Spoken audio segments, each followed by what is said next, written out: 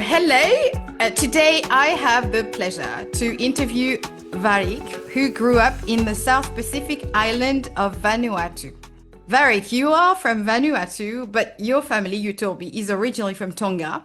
And I don't know how much our listeners would know about the islands of the South Pacific. I personally do not know that much. But can you please tell us a little bit more about Vanuatu, Tonga, and the South Pacific Islands? Yes, absolutely. Thank you very much for having me, Anja. So, just to give a little bit quicker background, so you mentioned Tonga. So, yeah, my family Polynesian. So Polynesia islands like Tonga, Tahiti, Samoa, and some of the others. So originally from Tonga, but we never really lived there except for my grandma. Yeah, we've always lived in Vanuatu, which is one of the Pacific Islands. And so to give a little bit of an idea of Pacific Islands for those that don't know, or Oceania, the region, it's a very beautiful part of the world, very isolated. We feel like we sometimes don't exist to many people around the world, but that's okay. And yeah, it is a vast ocean where there are many small island nations. Although we are our own like countries, like different countries, like one like Tahiti, Vanuatu, Solomon Islands, Fiji. It feels like although we are our own countries, we kind of have a saying which I'm gonna butcher this. This is probably not the correct one, but it's something along the lines of one ocean, one people, where it feels like we're just one big country despite being many small countries. Yeah, and so about Vanuatu, to give people an idea of where it is, if you know where Australia is, it is pretty recognizable. It is 3 hours by plane to the east coast of Australia, so that's where Vanuatu is to give an idea. And it is a rather small country with a population of 330,000 people, with all the islands combined. In terms of climate, it's very, very beautiful, very sunny, nice and tropical. So yeah, you can imagine something like Hawaii, I guess. And it basically feels like it's summer all year long. Like the cold winter does not really exist, snow doesn't exist. But we do have a dry and wet season, so that's our version of like peak summer season and in the winter season essentially. And the people of Vanuatu, pretty much everyone knows how to speak at least three languages, meaning like French, English, and the no local national language, which is called Bislama. It's kind of like a mixture of English, French, a little bit Portuguese. It has to do with like history in terms of them coming to the country. But despite like these languages, every islands kind of have their own kind of language as well, depending on what tribe you're from. So yeah, that is a bit of Vanuatu and the South Pacific. Thank you so much. Wow, that does make me want to visit sometime. So, how would you say I'm from Vanuatu in Bislama? Yeah, so to say I am from Vanuatu and Bisama, it would be Miwan Man Blong Vanuatu. So if you can Okay. hear the similarity to English, yeah. Okay. Thank you. So, can you share with us some childhood memories of like a typical week and maybe some of the things that you would usually do and some of the festivals and cultural events that you took part of? Yes. So some childhood memories. So it's a bit of a funny one, meaning like my family has moved around quite a bit, but it was pretty similar also child memories. So meaning like in my family, a lot of time was being spent at the beach.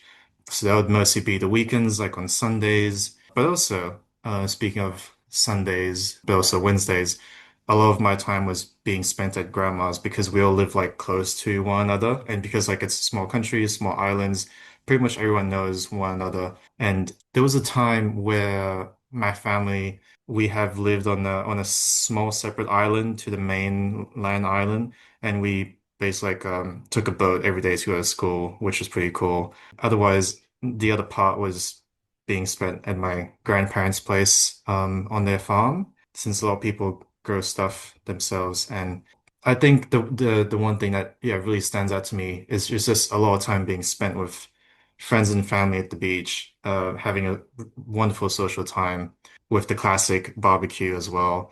Of course, you gotta have that. From what I remember from being back home, in terms of like festivals and everything, so there's a lot of cultural events that happen. People are very rooted into their heritage, and so a lot of it would be like ceremonial dances, or the biggest one being Independence Day. So the country became independent in 1980. And so yeah, these that time of the year tends to be a pretty big time of celebration. But also, I probably didn't mention this earlier, but Vanuatu, like many of the other Pacific Islands, are in terms of religion, is very Christian. So a lot of people from Vanuatu go to church and would consider themselves as Christians.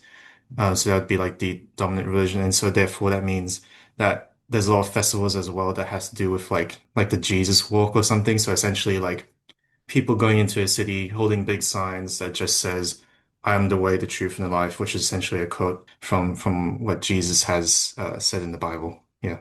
So, from what I understand, you had the religious context is Christian, and so you grew up knowing about Jesus, but did you grow up having a personal relationship with Jesus? When did you get to know him personally? Yeah, that's great. So, despite Vanuatu being a really Christian nation, I didn't really grow up in a Christian family. What I mean by that is, so my family, like my broad family, like grandma, cousins, uncle, aunts, most of them would be Christians. Otherwise, my mum, my siblings, they wouldn't consider themselves as Christians. However, they have the conviction that God is real. And that would be the case for a lot of people back home, even if they're not Christians. And I think it's probably just, yeah, growing up in that sort of environment. So for me, it started off by going to church. Like every Sunday, we had to go to church. You didn't have a choice. So all of us, like my sister and I, with my cousins, we all had to go to church. And I didn't really like how it was forced. But then at one point, I met a friend named Ben, who was my first Christian friend. And going to his church just over time, being surrounded by other Christians, has made me grow in my understanding in terms of Jesus. However, it was just at church, right? And I never really paid attention too much. And I think my mind was very fixed, was the way it was kind of shaped was that all I needed to hear was just from the pastor. I didn't need to read my Bible because they should obviously know everything. So why should I read my Bible? So in having conversations with my friend Ben, it has really sparked a curiosity in me in wanting to know more of who's this Jesus guy because my conversations with Ben is what stood out to me the most as he spoke of his faith and belief with such peace in his heart and with such joy, and I wanted what he had. And so yeah, that pushed me to go deeper in terms of wanting to find out more in the Bible and just chatting to other people in terms of their experience. Lots of things happened before I got to know the Lord, but essentially the part that really marked the kind of like turning point was when I had an accident with my waveboard, essentially going like downhill too fast. And that resulted in me in ending up in the hospital for 4 months, unfortunately, in bed, not being able to move, going through quite a few surgeries. And during that time, I was really questioning like God in terms of why this happened. And that was during a time when I didn't go to church for a little while. And I was super touched by people that came to visit, family, friends, people from church.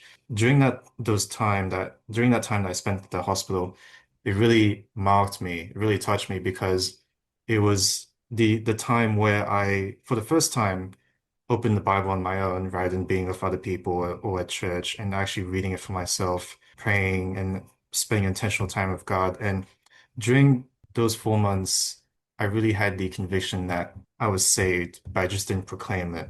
And so a couple months went by before I went to university, where it was a camp, and it's where I gave my life to Jesus, where I got to declare that he is my Lord and Savior and decide for him to, in a way, take control of my life because I didn't want to take control of it. Yeah, thank you so much. That's wonderful. So So you told me that, so you're talking about the time when you went to camp, then you went to university. You told me that when it was that time came for you to pursue your further studies, you left Vanuatu to move to New Caledonia, which is another South Pacific island that happens also to be a French territory. So I know a little bit more about New Caledonia. But how was that experience for you, Varick?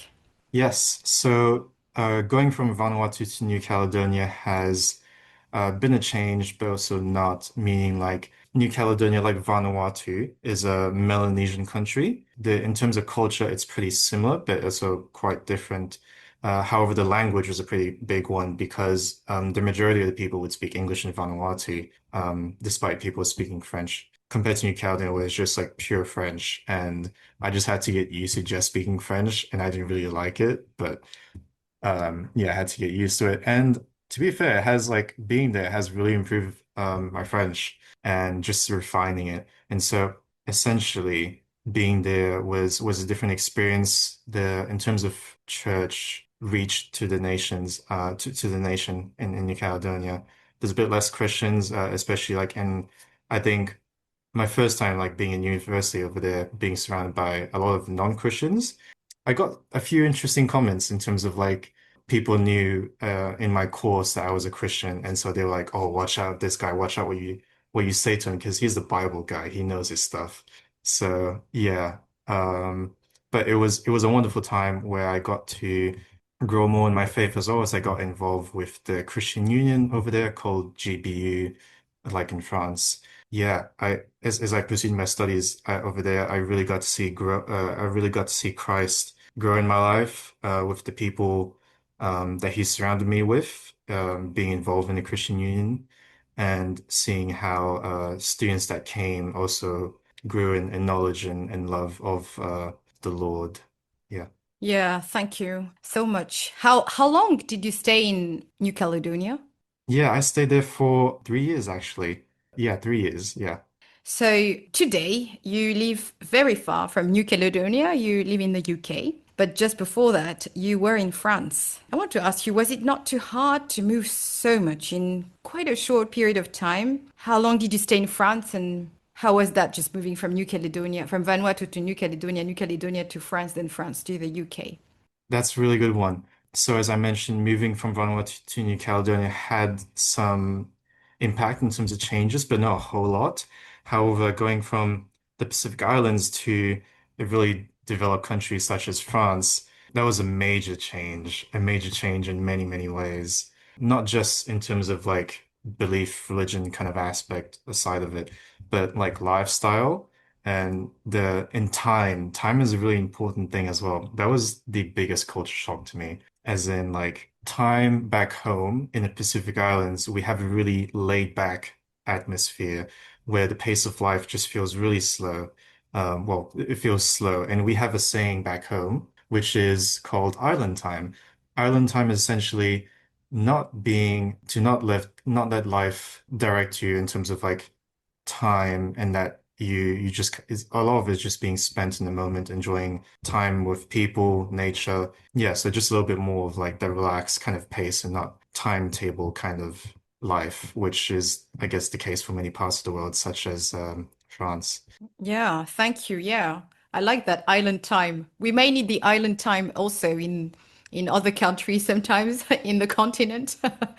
How has God helped you through these migrations, Varick? Maybe you can share with us aspects of God's character that spoke most to you. Maybe different aspects in different places where you were, or in different seasons. Yeah, different cultures, languages. The the biggest what I've noticed in terms of what God has helped me through the most and what in looking back and how he has helped me throughout everything is in his faithfulness and seeing how when I going from one place to another and going to actually like places where they're really unknown to me.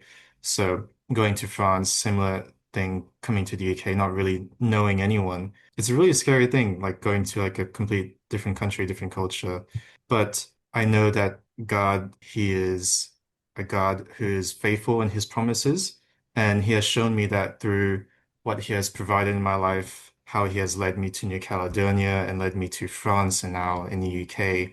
And so I know with strong conviction that my God is a God who is always near me and that who I can have full confidence and reliance on as I myself continue to obey and follow Christ in my life. So a lot of it tends to be also with kind of like people that he has surrounded me with just over time as well. Mentors, great teachers with some great wisdoms from them. And I think the language has been a different one, meaning like even though I was in New Caledonia in a French-speaking country over there, I was still quite involved in a lot of English kind of Christian sort of events that goes on as in like churches and all these things, but like in France, we're just pretty much in French. And so, yeah, getting to learn like that this different kind of character of God, which like God who is not just for one nation, one culture, one language, but that he is for all nations, because Jesus has not just come to save one group of people, but he has come to save like all groups of people. Yeah. Yeah, wonderful. Yes.